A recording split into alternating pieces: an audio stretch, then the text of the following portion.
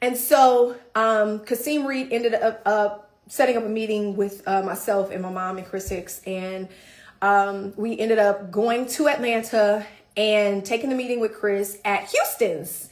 So I don't know if y'all are familiar with the Houston's restaurant. It's a big chain, or it was a big chain. I think it kind of like changed up to Hillstone or something like that, but it used to be known as Houston's. And so as we're sitting at the table, and I'm just like, I'm here because I'm here. I'm not here seeking, any validation. I'm not here to be encouraged or for somebody to push me in the studio. I was just there because my mama said come. So we have this meeting, and he ends up telling me, he was like, well, what do you want to do? I was like, I don't know.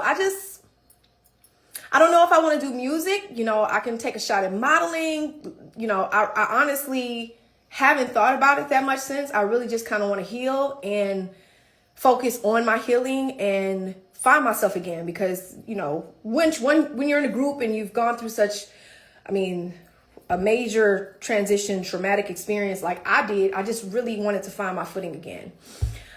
And so he ended up telling me, he was like, basically like, if you do, because yes, God, you can do all things through Christ. Hello.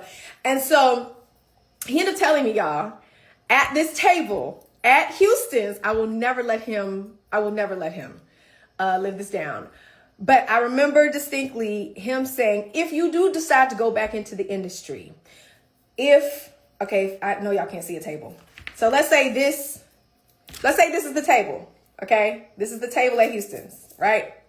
He was like, if a new artist is right here, you're right here. You are below zero. And you want to know why?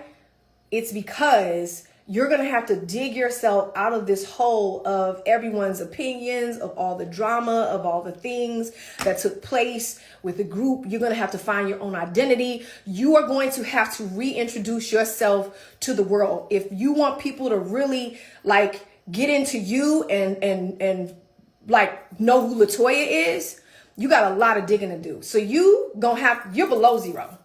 You're below or beneath what a real, brand new artist, what their journey would look like, and the steps that they would have to take. You're beneath that because there's a lot of stuff that comes with you, if you will.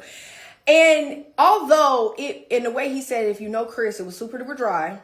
There was no fluffy padding around it. It was very direct, if you know him. And in the comments, that was real. It was real. It was the realest thing I'd heard in a long time. But he was like, you got work to do. You got way more work to do than anybody that's trying to come out as a new artist because of what happened. And that is basically ruling the world right now. That's all over the place. That's not going to go away. It's continuing to sell it's a machine. It's selling records. It's getting the attention. It's getting this and this and this. Like, you got to first see if anybody care. Like, that's how he was talking to me. And at that time I was like, 19, 20 years old, just came out of this situation, heartbroken, all this. And he basically like, good luck.